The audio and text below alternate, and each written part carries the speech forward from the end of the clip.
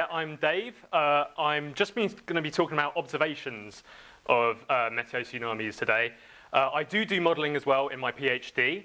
However, something else quite recently came up that I'm just going to talk about as well because I just thought that was quite interesting. You guys might be excited to see that. First of all, what's a metotsunami? Not many people really know what they are. And what is a tsunami? Well, a tsunami is just a shallow water wave, which means it's much, much longer than it is high, with a period of between 2 minutes and 2 hours. So if you were standing on a beach, it would pass you by in something between 2 minutes and 2 hours. Once that wave is propagating, if it's got those properties, it's a tsunami wave. So a metotsunami is just an atmospherically generated tsunami wave. So if you look at this plot here of energy at each frequency, energy content at each frequency, you can see for both this tsunami and this metotsunami, they're pretty much indistinguishable at the same place. So most of their energy is between 15 and 21 minutes, which is well within that tsunami band of 2 minutes to 2 hours. How do metotsunamis get formed then? So you generally need some kind of atmospheric system with an air pressure disturbance or some kind of wind stress that can just start moving the sea surface to generate an initially very small shallow water wave in the tsunami frequency band. So they start off really quite tiny, here 3 centimeters. The kind of things that can generate them are thunderstorms or even just cold fronts. But because they start off so small, and we know they get really large, they get so big, they kill people, they seriously injure people, they cause millions of dollars in damage sometimes, they require amplification mechanisms. And the first one of which is Proudman resonance. And that is essentially when this atmospheric system moves at the same speed as what this wave would naturally want to move at, it keeps on feeding energy into that wave and it grows. So here it's gone from 3 to 16 centimeters, so it's amplified by about 5 times. Then that wave will shoal just like any other normal wave when it gets into shallower water. And then if you're particularly unfortunate, it will then get absolutely huge. So 5 or 6 meters high metotsunamis happen in Japan and in Croatia, and that's when they get really, really dangerous. In my research, though, I mainly focus on these first 2 sections, and an important number to remember is this thing called the Froude number, which is the speed that the atmospheric system moves at divided by the shallow water wave speed.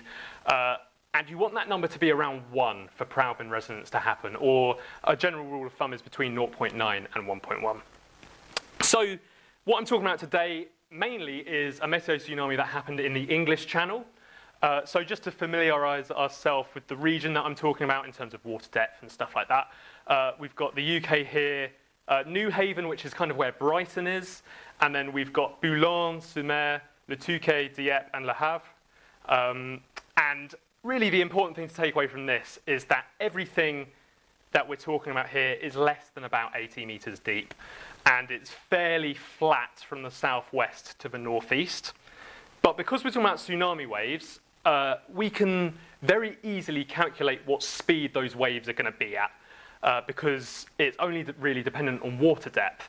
So just using a really simple calculation, which is gravity times by water depth, all square rooted, you can figure out what the wave speed is going to be, which is important in terms of things like Proudman resonance. You want to know what that wave speed is. So we're talking about wave speeds between 15 and 25 meters per second for the majority of the English Channel. So, tide gauge observations. Why am I bothering to talk about it? Well, once you've high-pass filtered it, the sea level observations, this is what you end up with. And what it shows, I've just highlighted the metotsunami wave, or the tsunami-like wave, I should say, before it's been proved, before I go on to show that it was a metotsunami, with a period of about 30 minutes and an amplitude at Boulogne of around 80 centimeters. So it's quite substantial. You would definitely notice it if you were there at the time. You would see it coming in. And it's a little bit smaller at Dieppe, and it was also measured at Newhaven in England as well. So essentially I knew that the day was absolutely torrential. So these were nighttime. So this was around 4 or 5 a.m. And I knew that there were really heavy thunderstorms at the time, so I was already thinking, well, this could be a meteo-tsunami. I did rule out that it was earthquake-generated or landslide-generated, but to begin with, I just thought, wow, I've got a really nice squall line here. And with squall lines, you get at the leading edge, you get this gust front, so essentially you get wind stress, and you've got pressure perturbations associated with that squall line as well, which could initially kick the sea surface to move by a little bit. So the next thing I thought was, well, is this moving at the right speed? How am I going to calculate this? And so I just used cross-correlation at different time steps. So I worked out how far it moved. So there are essentially they are separated by 5 minutes. And I'm just showing one at 3:20. And I did cross-correlation on each of those time steps to work out how far it moved. And I came up that it was moving by about 20 meters per second from the southwest to the northeast, plus or minus about 10%, based on the range that I was getting out of that cross-correlation analysis.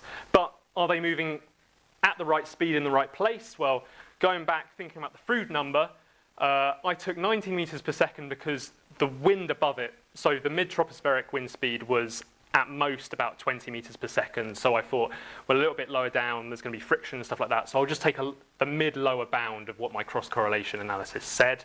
And then dividing that by this wave speed map, you can think of it like that, you get a Froude number map. And then thinking, well, I want it to be between 0.9 and 1.1. Draw those contours on and overlay that onto where the thunderstorms are. And indeed, it's slap bang in the middle.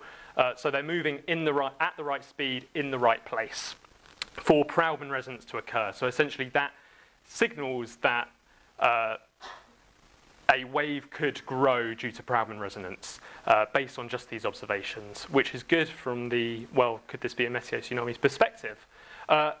So I do modelling. I'll briefly touch on it. You essentially want to quantify the wind stress and the pressure. And at Le Havre, it was measured that there was a maximum gust of 20 meters per second at a 10-meter height. And there was a pressure perturbation of around plus or minus 1.5 hectopascals, which is really typical of what squall lines are like in this region.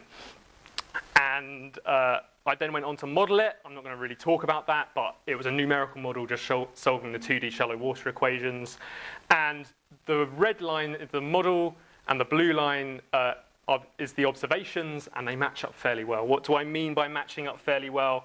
Well, the arrival times agree within 10 minutes of each other, so I've probably got the speeds of propagation about right. The amplitudes of the waves that I've modelled agree within 20 centimeters, which is pretty good for meteo-tsunami literature.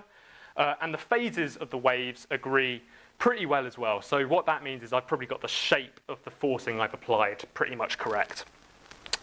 But what was quite interesting, Stefan actually tweeted it to me. Dave, have you seen this wave? Could it be a meteo-tsunami? So there's a YouTube video where this guy is shouting, "Tsunami, tsunami," and then his wife comes out and she's like, "What are you talking about? You're an idiot." But essentially it's this really long wave that's traveling up this beach, and it just keeps on coming in and in and in. And so if we're looking out this way from the beach, we're at Zandvoort, looking out towards the west. And so this wave coming in is pretty much approaching from the southwest as well. So we're looking at something in this region that could possibly generate that wave. And this is the best tide gauge record I have at the moment. I haven't looked at this too much, to be honest with you. But it shows in Belgium at Ostend about a 30, 40 centimetre high wave with a period of something like 15 or 20 minutes. So again, in that tsunami band.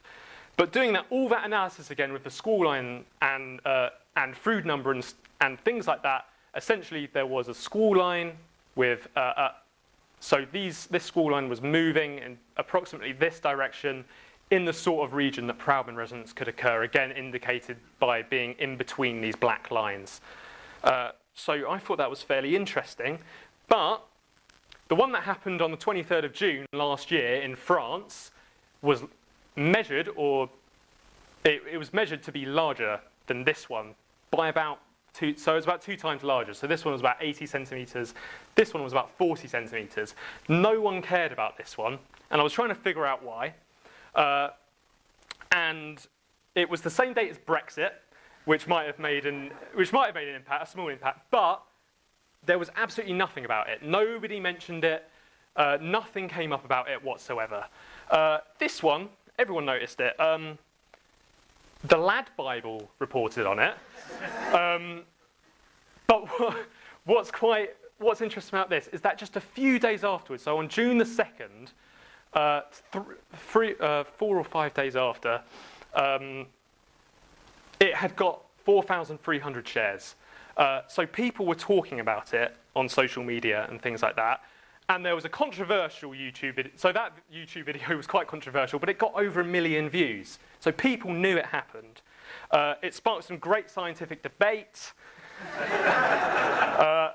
I commented on it, basically just saying this is what it was, just in case anybody wanted to know about it. And I got some nice replies and some not so nice replies. But essentially, it's about remembering the context of when that metotsunami was generated. So this quite large one, it happened nowhere near high tide. So unless you were out there standing on the beach for some unknown reason in the middle of in the morning on a stormy day, no one would notice that had happened. With my hat on, as thinking about metotsunamis and how they're generated and looking at the filtered versions of them, I was really racking my brain until I was like, you idiot, think about the context of when they occurred. This one happened at high tide, right on top of it. And I've done some back of the envelope calculations, which we can talk about if you really want to. But essentially, tide makes a very minor difference as to whether a metotsunami will be generated or not. It might change where it ends up very slightly, but it doesn't really make a difference. It's more to do with, does it occur at high tide or not? And this has implications for things like, well, if the mean sea level rises by a little bit, how does that change how often extreme events occur? And this really ties into that sort of thing, because we feel climate change, well, sea level rise through climate change, through the extreme events, and that's what this essentially was. So just to conclude, there were 2 metotsunamis in Western Europe created by moving squall lines. This can be explained by that simple model through really well-known mechanisms that I went through at the start, so Prowman resonance and shoaling of that wave. The tide probably has got quite a small effect on the generation of the metotsunami, but you only really notice them when they're at high tide. And a bonus tip, don't use the YouTube comment section for outreach.